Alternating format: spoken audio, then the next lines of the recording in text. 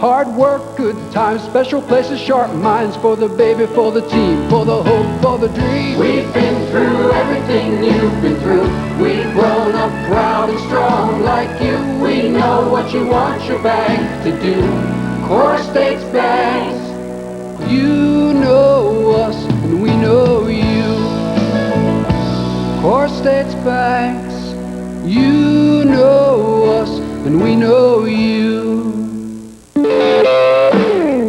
It's got a new cover, it's got a new name, but on the inside it's exactly the same. It's the real fine, genuine, more choices, gold mine, yellow pages from Bell Atlantic. Presenting the genuine Bell Atlantic Yellow Pages. Same book, new name. 9 out of 10 use it. The genuine Bell Atlantic Yellow Pages. Real fine, genuine, more choices, gold mine, yellow pages from Bell Atlantic. Same book, new name. We test it here, so you can trust it here.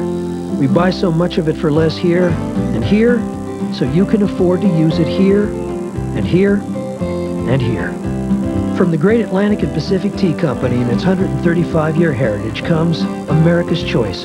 Hundreds of products with real value, real savings. My choice is America's choice.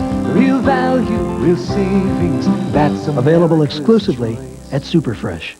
Gene Hackman on Common Valley, 11:30 Saturday on Channel 6.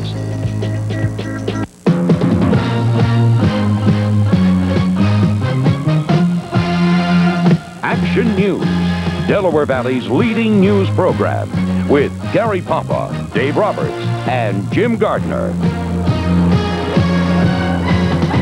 Thursday night, a Philadelphia landmark gets $10 million toward a massive facelift, and the House gives a standing ovation to a member who wasn't even there. But the big story in Action News tonight is the intriguing possibility that Norman Brayman is in serious negotiations to sell the Philadelphia Eagles. Gary Papa has been tracking the story for hours, and Gary, you've got whatever there is to know. Hollywood comes to Philadelphia. Tonight and for the past 2 nights, Jeff Lurie, a Hollywood producer, has spent the night in Philadelphia to see if this deal can be made. Now, several sources tell us tonight it is a lot more premature than we were first led to believe this afternoon, and in fact, one said it's far from done. Quoting now, it is very premature. The deal as it stands, $196 million, this for a team that Norman paid $65 million back for in '85. Back in February of '93, Norman Brayman talked to Scott Palmer about this. The Eagles are not for sale, and I have no interest in selling them. But secondly, I never want to live in a city where I own a professional sports franchise. I don't want to go through the hell of turning the radio on in the morning, watching the evening news. No, I think you're going to be stuck with me in Philadelphia for a while. That was February of '93. Now, more talks among all the attorneys, especially Brayman's tax attorneys, that is the key, will continue as early as tomorrow. Mr. Brayman is vacationing in Asia for the next 3 weeks, so reportedly no final decision will be made until then. We'll have more in the story as it comes available. All right, sir. Meanwhile, Action News reporter Dan Quay is now live at the Four Seasons Hotel because we have reason to believe that Jeff Lurie is there, and we are waiting for him to leave for the airport. Dan, you've also been able to talk to Eagles fans tonight. That's right, Jim. Jeff Lurie remains in his suite on the second floor under the very watchful protection of security personnel after a day of meetings with Norman Brayman's tax lawyers. So far, he has not been commenting on any of this. We've sent several messages up there, and we're told that he does not want to be disturbed. On the other hand, the prospects of Norman Brayman selling the Eagles is a godsend for a lot of fans who didn't particularly care for his style. I like to see some new owners, some new people coming in, doing different things. I think it's good for the city, personally. I mean, I don't really like Norman Brayman. I think he is not a good owner, the way he's treated some of the Eagles in the past. The Hollywood mogo, Jeff Lurie, through his Hollywood firm Chestnut Hill Productions, has produced such films as B.I. Warshawski, starring Kathleen Turner, and this one, Sweetheart's Dance with Don Johnson. They both received mediocre reviews. His family owns the General Cinema Theater chain, but how do fans feel about Lurie's buying the Eagles? I don't know. As long as it's Tanya Harding not buying, I could care less who owns the team. As long as there's a team, I could care less who owns it. But with Norman Brayman on a yacht off the South China Sea on vacation, some fans are wondering just how much of this is hype on the part of the Eagles front office to spur ticket sales. I'd say that they're probably trying to spawn the ticket sales. Brayman is here to stay. Unfortunately, he is here to stay, and guess what? I am very unhappy about that. If there is a new owner, there are plenty of changes fans would like to see. Get rid of Rich Kotite. Yeah, bring in someone better. Get Harry Gamble out of here, you know, bring in some personnel people.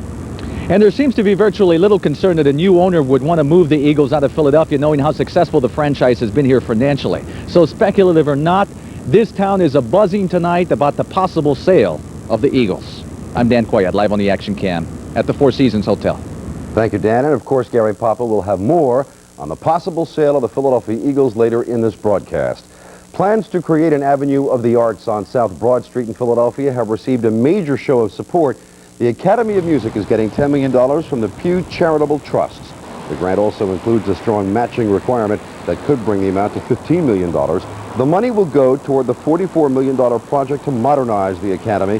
That will benefit the Philadelphia Orchestra before it moves to a new hall, and of course will benefit the Academy as it continues to be a main anchor of the Avenue of the Arts even after the orchestra is gone. The New Jersey Senate has followed in the footsteps of the Assembly and has approved Governor Whitman's cut in the income tax. The vote came today in Trenton. It was 33-4, but some lawmakers voted for the plan with a certain measure of anxiety because the governor has yet to spell out how the state will finance the 5% tax cut retroactive to January 1st. Governor Whitman said after the vote that she'll sign the bill on Monday. She also explained the benefits of the tax cut. That what the purpose behind this tax cut was to create jobs and stimulate business, and that's what it is going to do. Governor Whitman also tried to soothe concerns that the tax cut will simply transfer increased burden to property taxpayers. She said that won't happen, but also refused to rule out cuts in state aid to municipalities and schools. The cleanup continues tonight after the region's 15th storm of the winter. Crews in Lower Merion Township and elsewhere were still at work well into the night trying to clear roadways. In Winfield, residents repeated an all too familiar task, digging their cars out of the snow. Between 3 and 7 inches of snow fell in and around Philadelphia during this latest storm. And along the Jersey Shore, the full force of the winter storm hit early this morning as wind-whipped surf pounded piers and bulkheads. Flooding stranded motorists and closed several major routes at the shore. Rising water also caused trouble in Delaware. Lifeboats were used to evacuate dozens of families from the bayfront community of Kitts Hammock. But for most people in Philadelphia and surrounding counties, snow was the major headache, and many have spent a good part of this day digging out. Dave Roberts will have more on the storm and the AccuWeather forecast in just a few moments.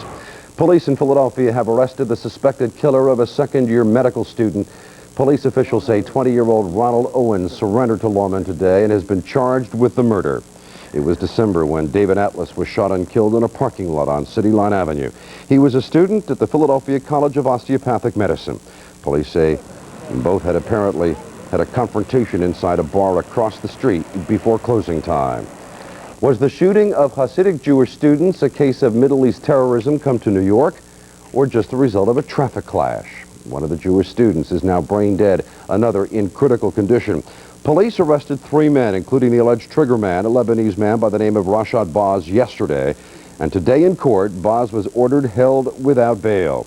His lawyer says the district attorney has charged the wrong man in his haste to make an arrest in this case. A police officer has said that this was not a planned attack, but an outburst provoked by an incident between the two vehicles. Mayor Giuliani went on New York television today and said that police have not ruled out or ruled in a conspiracy. Meanwhile, Israel has released another 400 Palestinian prisoners, this in the West Bank city of Ramallah. Israel is trying to get the PLO back to the bargaining table in the wake of the massacre at the mosque in Hebron.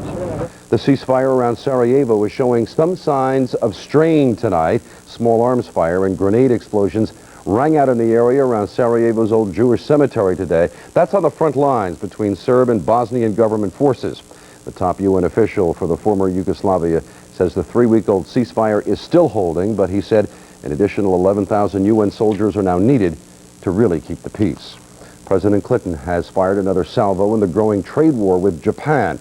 It is called Super 301, and Clinton signed an order today putting it back in force.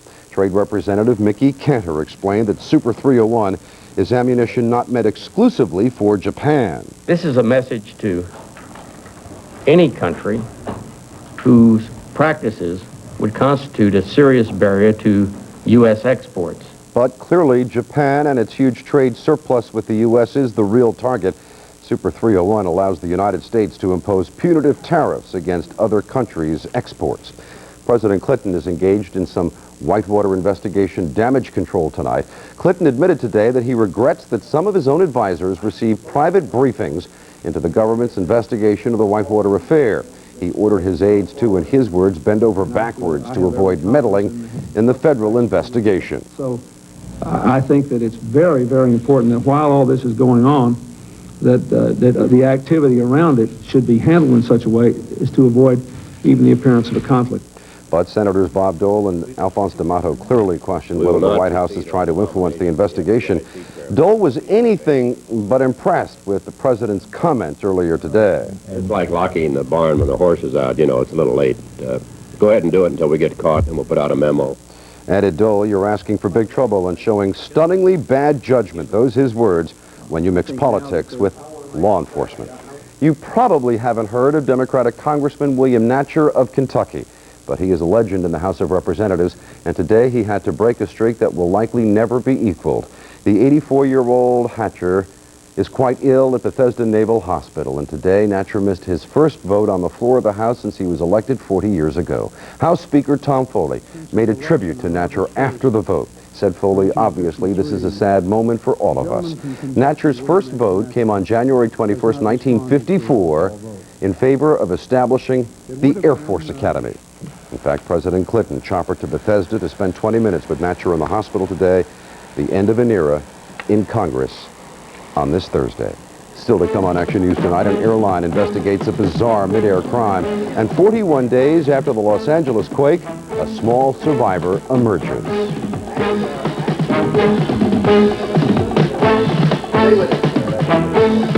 Unfortunately, Dave Roberts' microphone didn't work, but he did say we're going to see some sunshine tomorrow, so you'll hear that forecast. Gary Papa has more on the possible Eagle sale and on crime fighters. Police look for a highway gunman.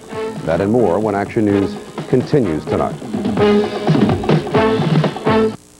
I'm Chris Wallace. Coming up on Nightline, once they died together fighting for justice. Now some say they're just fighting each other. Why the rift between blacks and Jews? Tonight. You know why your Quality Plus Ford dealer is the truck authority? The Ford F-150 is again the #1 truck in America for 17 years straight. Of all full-size pickups built over the past 16 years, there are more Fords still on the road. And they're backed by 24-hour roadside service. Plus, the big Ford has split vent seating, a strong bolted frame, more horsepower than Dodge, more torque than Chevy. The Ford F-150, now with $1,200 in savings. That's why your Quality Plus Ford dealer is the truck authority.